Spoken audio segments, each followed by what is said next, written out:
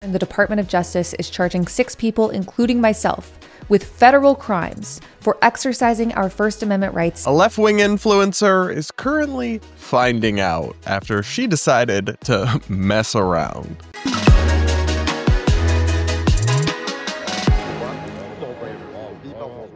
We're going to break this down, plus so much more, on today's episode of the Brad vs. Everyone podcast, my daily show where we take on all the craziest ideas from across the internet and social media, all from an independent political perspective. Up first, like I mentioned, we're going to talk about a progressive influencer and political commentator turned Democratic congressional candidate in Illinois who just got hit with federal charges by the Department of Justice and is now crying victim, crying censorship, but something about her story's not quite adding up to me. Spoiler alert. We're going to take a listen, though, because her claims she's making are that she's being censored. And y'all know her First Amendment rights are being attacked. Y'all know I'll defend anybody, left or right, if they are being censored, whether I agree with them or not.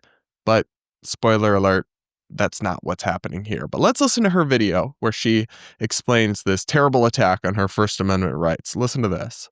My name is Kat Abughazaleh. I'm running for Congress in the 9th District of Illinois, and the Department of Justice is charging 6 people, including myself, with federal crimes for exercising our First Amendment rights near ICE's Broadview Processing Center. This is a political prosecution and a gross attempt to silence dissent, a right protected under the First Amendment. So I'll show you more of that video in a moment, but a couple things. One, listen. Trump was elected on this platform of mass deportation. He's doing it. I don't agree with some of the ways he's doing it. My immigration views are more moderate, but it is federal law he's enforcing, and he's going to do what he was elected to do. People do absolutely have a right to peacefully protest it and protest against ICE, against deportation, against Trump. And if all that Kat and her friends had done was hold up signs or picket or have speeches or rallies or hand out flyers, even if they said horrific things about ICE, even if they called for ICE to be abolished, any of that, that would be free speech, and she couldn't be criminally charged for any of that. But that is simply not what happened here. And we have it all on camera, including some footage Kat herself shared. So she is not simply being persecuted for her First Amendment rights and her free speech. They're not just silencing dissent. They're prosecuting you for physically obstructing justice. I mean, there's really no other way to describe what happened in this situation. It all dates back to a protest from late September in the Chicago area where a mob of protesters blocked traffic, surrounded a vehicle that was a federal government vehicle, and pushed back, and physically they scraped it up, they banged it, they banged their bodies against it, and they tried to stop it from entering a federal facility. In the vehicle was a federal ICE employee trying to go to work to do his administrative job, I believe, and they tried to physically prevent them from doing so by blocking traffic and pushing back on the vehicle in a massive mob. So, shocker, they're getting hit with federal obstruction charges. Here is the Department of Justice, what they said in their press release. Federal grand jury in Chicago indicts 6 individuals on charges of impeding federal agent engaged in immigration enforcement operations. They say, specifically here, a federal grand jury in Chicago has indicted 6 individuals for allegedly forcibly impeding and interfering with a federal agent who was engaged in immigration enforcement operations in a Chicago suburb last month. The indictment includes a conspiracy charge against all of the individuals arising out of the incident. No one is above the law, and no one has the right to obstruct it, said Deputy Attorney General Todd Blank. Federal agents perform dangerous, essential work every single day to enforce our immigration laws and keep our communities safe. When individuals resort to force or intimidation to interfere with that mission, they attack not only the agents themselves, but the rule of law they represent. The Department of Justice will never tolerate such conduct and will continue to hold accountable anyone who seeks to impede lawful federal operations. So I actually took a moment to read the indictment. It's short, it's only 11 pages, and the allegations against Kat are quite clear. They're saying that she physically intervened to try to stop federal law enforcement officials from doing their jobs. You can't do that. That's not free speech. And it's not really a he said, she said, because we have video footage of the actual protest / obstruction where you can quite clearly see Kat doing exactly what she is accused of doing. I'm going to show you that, but first do make sure you subscribe, do hit the like button, do comment with your thoughts and all of that. Plus remember to send in your voicemails for our Voicemail Friday episodes where I react to your woke horror stories, give you advice on your personal life situations, and so much more. Now, back to Kat, this progressive commentator turned congressional candidate who is crying censorship and playing the victim. I just am going to roll for you guys about 40 seconds of footage from what happened here, where you can clearly see her participating in this mob of people banging against and trying to block this federal vehicle from getting into an immigration facility. Look at this.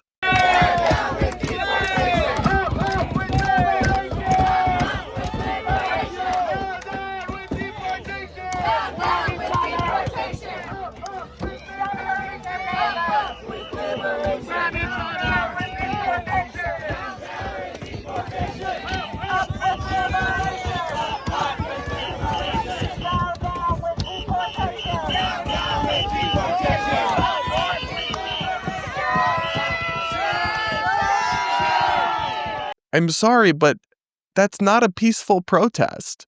You simply can't do that. That's not a thing. Like, imagine, take it out of the ICE context for a moment, right? Imagine that your local police are engaged in some kind of unpopular or controversial law enforcement action. Say, like, it's the pandemic and they're ordering a restaurant to close. Well, people could protest them. People could picket, they could demonstrate, they could shout out at officers, like, this is terrible, you shouldn't be doing this, stop this, all this stuff. But imagine if some of those protesters decided to block the street and then try to push the patrol cars with officers in them out of being able to get, physically pounding on and barricading them from being able to get to the restaurant to force it to close. Would anyone expect anything to happen other than those people to get arrested? Would anyone blink twice at them getting hit with charges? No. Nobody would look at that and be like, oh, yeah, that's an attack on the First Amendment. Their free speech is being violated. That's simply not a thing here. And while the context is different, and obviously that's local law enforcement instead of federal, the same principles do clearly apply, at least to me. And again, we don't even have doubt about this because we not only have this footage where you can see her small, but we have other angles, including some she shared herself, that show her just, she did the thing. Okay, look at this.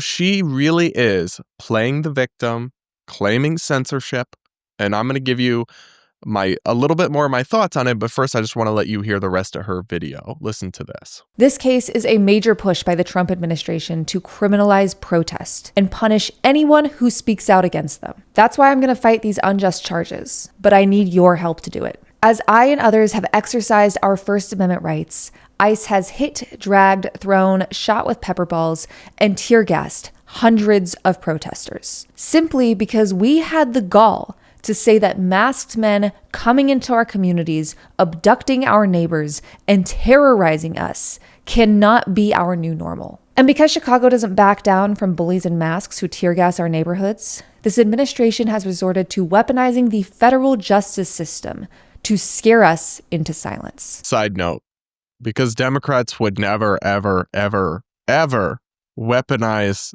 prosecutions or law enforcement. I mean, I should say, like, I do believe that Trump has weaponized the Department of Justice. He's instructing his attorney general to go after specific people. That is totally improper.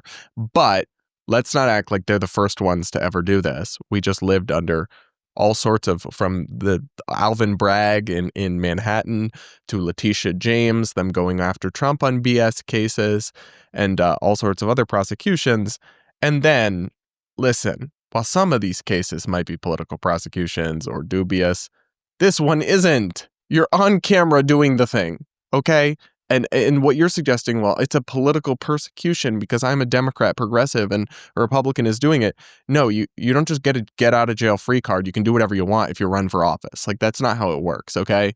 Influencers and wannabe congresswomen are not above the law. And I'm sorry you're having to learn that the hard way, but I think you're going to learn. But we're not going to be silent. The Trump administration wants you to be afraid of speaking out against it and its anti-democratic power grabs. And there are plenty of reasons to be afraid right now, but we have to overcome that fear. This case targets our rights to protest, speak freely, and associate with anyone who disagrees with the government. It just literally doesn't, though. Like, it targets your ability to physically assault law enforcement vehicles. I guess you could say that, but that's not an ability you're supposed to have, babe. You can say whatever you want about ICE, and it is not a crime. And if you are arrested for it, I will defend you. But you can't physically pound on and try to obstruct a law enforcement vehicle. That is not like new. That's not crazy. That's just how law enforcement works. And the problem is that there are legitimate, and I've talked about many of them, issues where free speech has come under attack by the Trump administration. But when they invoke it, in many cases where that's not what's happening, then they water that down and they make it easier to dismiss. I do think it's inconsistent with free speech, some of the steps Trump has taken against the press. I've talked about that. I do think it's inconsistent, some of the immigration enforcement actions he's taken where he's revoking visas or deporting people just for opinions he doesn't like. But arresting you or prosecuting you for assaulting a federal law enforcement vehicle for clearly trying to obstruct justice isn't that. And you're just muddying the waters and trying to evade accountability. Influencers in particular are allergic to accountability. But when they are forced to take it, at long last, I find their tears delicious, personally. I just can't help myself. I simply do. And while we have seen the unhinged and unlawful tactics this administration has used against the American public, it's important to remember they're doing this because they are scared. They are wrong. And they know they are on the wrong side of history. We cannot diminish ourselves in the face of these attacks. That's why we have to unite and stand up for humanity, our rights, and everyone terrorized by Trump's lawless secret police. You'll be hearing regular updates directly from me about this case and how we can use our constitutional rights to resist authoritarianism. Good luck with that, babe. Your best bet would be to plead guilty to a lesser charge and not fight this, because you're not going to win. And you could be in for some serious consequences if it goes all the way. So, look, at the end of the day, I will always support people's right to express themselves, to peacefully protest, to say even offensive or controversial things, especially when it comes to criticizing the government or people in power. Even if those things are distasteful that they're saying, I'll still defend it. I'm working on a video now defending a guy who was arrested and jailed for a month simply for posting memes insulting or dismissing Charlie Kirk's shooting, which, while I find it grotesque, is free speech. He didn't call for any violence. He didn't threaten anybody, but he was jailed for a month. His name's Larry Bouchard. You can look him up in his case or stay tuned for my video. But I will always defend free speech. But this is not that. And I'm sorry, but you're not getting any sympathy from me. And in fact, I'm going to openly call bullshit when you claim free speech because you did crime on camera and are now being held accountable for it. Sorry, not sorry.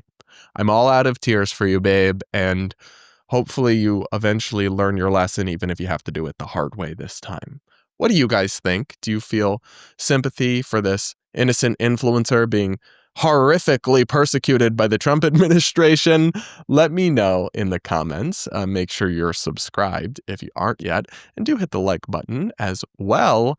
Next, we're going to check in with the failed journalist fired from CNN, and then now he's a wannabe influencer of sorts, I guess, and a YouTuber, Don Lemon, because he just said something that I think is so deliciously hypocritical and crass and crude and just emblematic of everything that's wrong with like the worst type of progressive punditry now. So let's listen to Don Lemon insulting Megyn Kelly, the conservative commentator who he has had a beef with for some time. Let's listen to that. Is Megyn Kelly chopped? I don't know what that means. I don't know what is chopped. I've heard it, but I don't know what that means. What does chopped mean? She's gonna get mad at me, dude. I don't know if I want this heat. What does chopped mean? Chop means like not hot. Yeah, she's chopped. I don't know, the whole MAGA look. It's all the MAGA ladies. Too They much. look kind of looks like a Barbie doll covered in like WD-40. I think she looks trans. Let's end on that note. She looks clockable.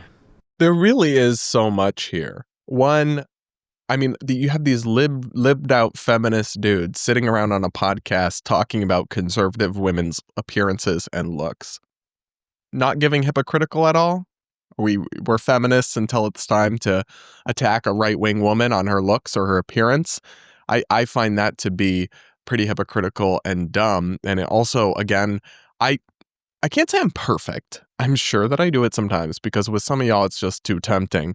But I try to avoid commenting on people's appearances because it's essentially irrelevant to their arguments or their points or their beliefs. Whether they're hot or not doesn't matter. It doesn't make their view on abortion or the economy or Trump or politics more or less correct. So it's just kind of irrelevant. It's a waste of time, I think, and it's kind of lowbrow. So I'm not perfect. Once in a while, I can be tempted, especially when, you know, like a Blossom enters the chat or a Lily Tino or someone of that sort.